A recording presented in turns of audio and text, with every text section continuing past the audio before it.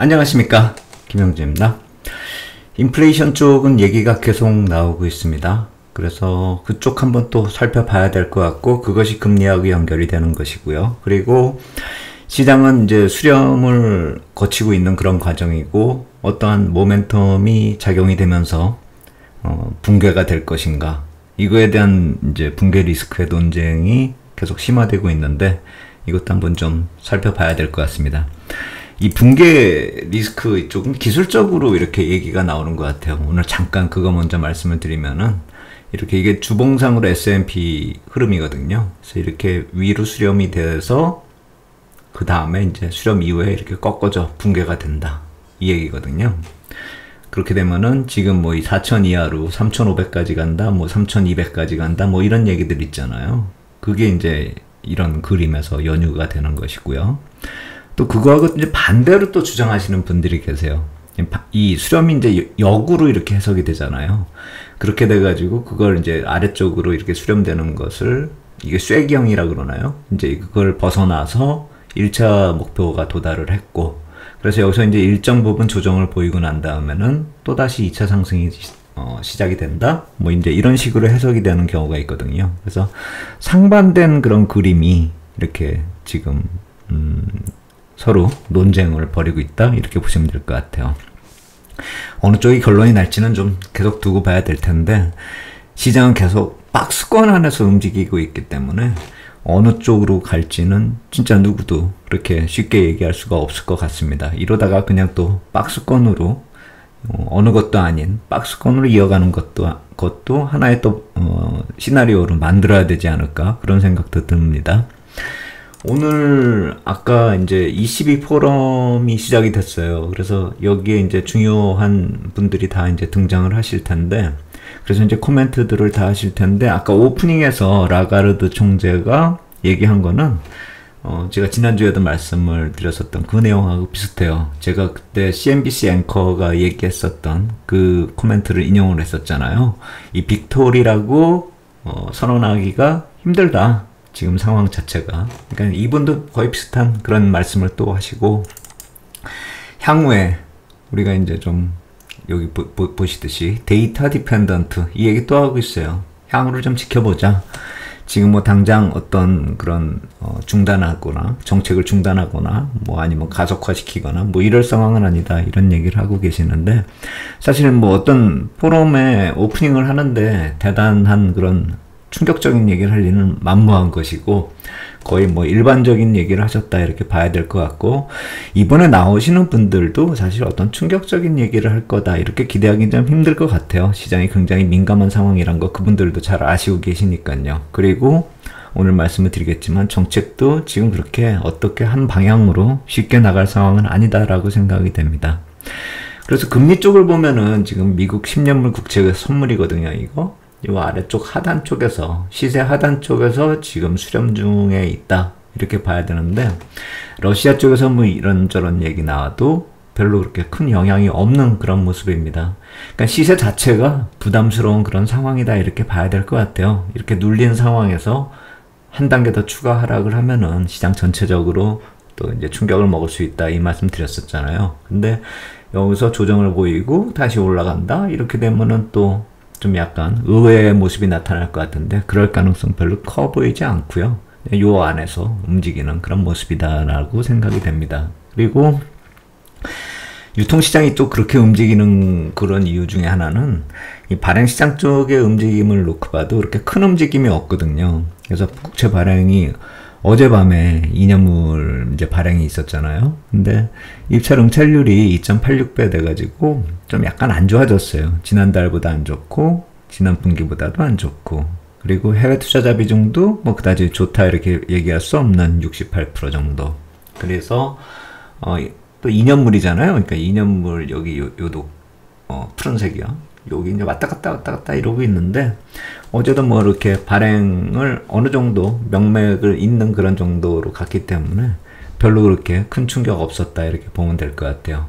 1개월물은 사실 이제 발행 시장 쪽이 거의 다 이제 마무리 돼 가고 있어요. 그 부채한도 협상 이후에 약간 좀 불안했었던 모습들 거의 다 해소되고 있고, 아래쪽에 10년물도 계속 이제 박스권, 그러니까 여기 흐름을 보시듯이 이렇게 옆으로 찍 가고 있잖아요. 그래서 별로 그렇게 큰 문제는 없다 이렇게 보이고 있고, 발행시장이 이제 어제부터 이제 6월 후반부가 시장이 됐잖아요. 그래서 이제 5년물이 이제 오늘 밤 27일이요. 오늘 27일. 그리고 7년물이 내일 28일. 이렇게 일정이 돼 있거든요. 물론 이제 그 뒤에 빌이 계속 쫙 이어져요. 근데 이거야말로 뭐 항상 있었던 일들이니까 그냥 그런가 보다 하면 될 것 같고, 여기 CMB 쪽이 27일 오늘 밤에 마무리되면은 대강 어느 정도 마무리된다 이렇게 보시면 될 것 같아요. 이 7월 3일까지 이런 CMB가 없다라고 본다면은 일단 마무리되는 것 같아요. 그래서 단기적으로 흔들릴 일은 없고 국채시장도 좀 조용하게 지금 눈치 보면서 지나가고 있다 이렇게 생각이 드는데, 한번 이런 것도 봐야 될 것 같아요. 지금 6월 이제 마무리되고 있잖아요. 그래서 6월 마무리되는 그 얘기하고 있는 거니까 2년, 5년물, 7년물 이거 발행되면서요. 제가 7년물 쪽에서 사고 칠 가능성도 있다라고 말씀을 드렸기 때문에 이번 주 수요일까지도 계속 좀 약간은 좀 긴장을 하면서 이렇게 봐야 될 것 같은데, 뭐 큰 문제 없을 것 같다라는 생각이 들어요. 그거에 대한 얘기들은 이제 여기서부터 시작을 할게요.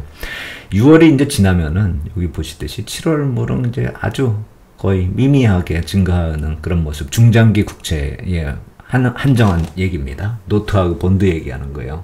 빌 같은 경우는 정책적 개입이 충분히 가능하기 때문에 그쪽은 물량이 많이 늘어나지만 그다지 부담이라고 볼 수가 없는 것이고, 6월만 잘 지나면 이제 7월은 부담이 확 줍니다. 물론 8, 9월에 약간 늘어나지만 그래도 이 5, 6월보다 좀 낫잖아요. 그래서 7, 8, 9는 그동안의 모습하고는 약간 유동성 흐름에 있어서는 좀 긍정적이다. 긍정적인 변화가 나타난다. 이렇게 보시면 될 것 같아요. 그 와중에서 우리가 이제 패드에서 어떤 이제 스탠스를 보이는가, 이거에 대해서도 한번 생각을 해봐야 될 것 같은데, 최근에 세인트루이스 패드에서 재밌는 그런 자료를 내보냈어요. 뭐냐면은 여기 이게 이제 퇴직자 비율이에요. 근데 이제 보시면은 퇴직 비율 이 계속 늘어나잖아요. 이게 우리 팬데믹 당시에 여기 옆에 이제 나왔듯이 이 베이비 부머 세대가 이제 리타이어먼트 된 이 추세가 나타나고 있다. 이렇게 쭉 올라오는 거 보이시잖아요. 이것도 거의 비슷해요. 근데 이게 2020년까지 나타나가지고 여기서부터 팬데믹 발생되면서 쫙 올라가잖아요. 그게 바로 요 부분이에요. 근데 우리가 이제 요게 팬데믹 당시에는 이렇게 그 사람들이, 그러니까 그분들이 뭐 몸도 약할 수가 있고 재택근무도 될 수가 있고 또 재택근무 하다가 이제 퇴직할 수도 있고 또 뭐 이렇게 정부에서 돈이 나오니까 굳이 뭐 일할 필요도 없었기 때문에 퇴직할 수도 있고, 또 갑자기 주식시장이 올라가지고 퇴직하는 그런 재정적 여유도 생겼다. 이렇게 생각이 돼서 이제 그것이 팬데믹 마무리가 되면 끝날 것이다 이렇게 생각이 됐는데, 안 돌아오고 계시는 거예요 지금. 팬데믹 끝났는데 약간 돌아오는 동 마는 동 지금 조금 내려오고 있잖아요. 요게 저기 퇴직자 비율이요. 근데 여기가 지금 시작이 된 거란 말이에요. 그러니까 여기서부터 여기까지 올라갔는데 이게 내려오질 않고 아직도 이렇게 고공권에 있기 때문에 노동시장발 인플레이션이 해결이 안 되고 있다 이렇게 봐야 되는 것이죠. 그러니까 여기서 두 가지를 우리가 알 수가 있어요. 하나는 지금 인플레이션이 해결되기 위해서 이 노동력이 다시 노동시장 쪽으로 돌아와야 되는 그 기초적인 움직임 자체는 나타나지가 않고 있기 때문에 임금발 그 인플레이션의 유지는 좀 계속 앞으로도 좀 고민거리가 될 거예요. 근데 문제는 뭐냐면은 정책을 많이 했는데 도입을 했잖아요. 정책을, 금리 인상을. 그래도 이게 돌아오지 않는다라고 한다면 앞으로 이게 금리를 더 올린다고 해서 이게 돌아오겠냐는 거죠. 그러니까 이분들 완전히 시장에서 이탈이 돼버렸다라고 한다면 금리를 계속 올린다고 그래서 이게 돌아올 리가 만무하다라는 것이죠. 그리고 또 하나 여기 중요한 게 있어요. 최근에 이 노동시장하고의 물가하고의 이렇게 연관을 따질 때 여기 이제 보시면은 최근에 물가 상승률이 굉장히 낮아지고 있는 거를 우리가 실감을 하고 있어요. 물론 이게 절대 수치는 높지만 추세적으로 팍팍 떨어지는 게 많아요. 지금 이게 완전히 이렇게 수직으로 거의 꽂다시피 하는 것은 에너지 쪽이고요. 그리고 이쪽이 보라색 쪽에 이제 주거 비용 빼고 나면은 나머지는 거의 다 이렇게 비슷하게 하락 추세를 보이고 있어요. 음식물도 그렇고 뭐 자동차도 그렇고 뭐 거의 다 대부분의 이제 비용들이 이렇게 천천히 떨어지고 있거든요. 물론 이게 이제 페드가 목표로 하는 2%에 근접하는 것은 좀 시간이 걸리겠지만 이건 시간이 해결할 문제라는 것이죠, 이제. 그렇다면 한번 여기서 이제 노동력하고 생각을 해본다면 저분들이 그러니까 이탈한 분들이 어느 정도의 재산을 가지고 이탈을 했다라고 한다면 그러면 이분들이 물가가 더 낮아질 때 돌아오겠냐 이거죠. 물가가 한참 올라가는 그 상황에서도 안 돌아왔는데 과연 물가가 낮아질 때 돌아올까? 이걸 한번 생각해 본다면 저 노동력에 있어서의 그 문제는 이제 고질적이다. 그래서 저렇게 볼 수가 있는 것이죠. 안 좋긴 안 좋은데 페드가 이제는 이렇게 물가도 낮아지고 있는 상황에서 저분들 안 돌아온다라고 한다면 굳이 그것까지 잡으려고 정책을 더 강화할 필요는 없겠다. 이렇게 볼 수가 있는 것이죠. 그래서 저는 이 자료에서 놓고 봤을 때 어떤 생각을 갖냐면은 정책이 압박을 하는 그것도 어느 정도 고비를 넘어가는 것이 아닌가. 이 생각을 하게 된다라는 것이죠. 그래서 6월 달이 굉장히 하나의 이제 분기점이 될 수가 있다라고 생각이 되는데 그러한 관점에서 놓고 봤을 때 정책의 압박도 이제 서서히 완화되는 것이 아닌가 이런 생각이 든다. 이 말씀을 드리는 것입니다. 그리고 중요한 건 아까 이제 이 두 그림을 말씀을 드렸잖아요. 그렇다면은 정책과 이제 유동성이 6월을 분기점으로 해서 완화될 수가 있는 그런 상황으로 들어서는데 그 이전에 사고 칠 만한 그런 어떤 움직임이 나타날 것인가. 그러니까 IT 쪽에 그 지금 AI 테크주들이 무너지거나 아니면 지방은행 쪽이 완전히 그냥 큰일이 나거나 뭐 이런 일이 벌어진다라고 한다면 이런 그림이 이제 나타날 수가 있죠. 여기서 다이빙하는. 근데 그게 아니라 만약 긍정적으로 제가 방금 전에 말씀드렸듯이 정책이 더 이상 압박할 필요도 없고 해봐야 소용이 없네. 이러고선 세워라 내워라 기다려보자. 이런 식으로 정책이 바뀐다거나 아니면은 거기에 추가돼가지고 이제 유동성 흐름 자체도 7월부터는 좀 긍정적으로 변화된다라고 한다면 여기 좀 조정을 보이다가 다시 상승하는 그런 모습으로 갈 수가 있다라는 것이죠. 그래서 지금 이 두 개의 기로점에서 어느 쪽이 그 가능성이 큰가에 대해서 한번 이제 생각을 해볼 때가 됐어요.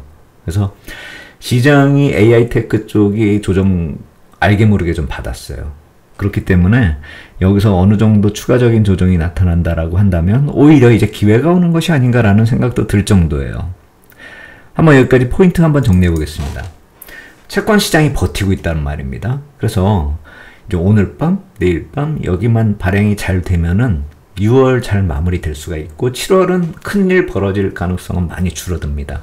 그래서 오늘 내일 사이에 어떤 크래시가 조짐이 보이지 않는다면은 이제 하방 쪽으로 너무 큰 기대하면 안 될 것 같아요. 오히려 하방으로 이런 크래시 같은 하락이 아니라 일정 부분 그냥 자연스러운 조정이라고 한다면은 7월 이후에 긍정적인 변화를 생각하는 그런 전략도 좀 필요해 보인다. 이렇게 생각이 됩니다. 그렇게 생각을 하는 이유 중에 하나는 아까 말씀드린 AI 테크가 어느 정도 일정 부분 조정을 보였고 실적 시즌에 들어가는 데 있어서 주가가 그렇게 크게 망가지지 않는 걸 본다면은 실적도 어느 정도 한번 생각을 해볼 필요가 있다. 물론 다 좋진 않겠죠. 근데 지금 나타나는 주가 보면은 그렇게 크게 망가지는 그런 기업들이 많을 것 같다라는 생각은 안 납니다. 그래서 6월이 마무리되는 이 상황에서 7, 8월에 정책도 이제 터닝 포인트 가능성을 키우는 그런 흐름이 나타날 수 있다라는 점. 어찌 보면 정책적인 압박이 아까 말씀드린 그런 ECB 포럼 같은 데서 좀 안 좋은 그런 얘기가 나올 수도 있어요. 근데 그런 것들이 시장에 반영이 되는 것 자체가 이제 터닝 포인트를 점점 가능성을 키운다는 점도 한번 생각을 해봐야 될 것 같아요. 그러니까 예를 들어서 뭐 강한 얘기가 나오는 거예요. 뭐 추가 인상 얘기 아니면 뭐 금리이나 생각도 마라 막 이런 식의 압박성 얘기 이제 그런 것이 시장에 반영이 되잖아요. 그렇게 된다라고 한다면은 점차 앞으로는 반영된 이후에서 반영이 된 다음에 완화되는 그런 흐름으로 이어질 수 있다라는 점 우리가 좀 생각해 볼 필요가 있다라는 것이죠. 6월 마무리 아주 중요한 시점으로 들어섰습니다. 그리고 여기서부터 전략은 이제부터 좀 실질적인 전략을 세울 때가 되고 있다라고 생각이 됩니다. 실질적인 전략 세우는 데 있어서 오늘 내일 아주 중요한 타이밍이다 이렇게 생각이 되고 정책적인 코멘트들도 한번 지켜보시면서 정책 한번 대응 한번 세울 전략 한번 세울 필요가 있겠다, 이렇게 말씀드리겠습니다. 여기까지 하도록 하겠습니다. 감사합니다.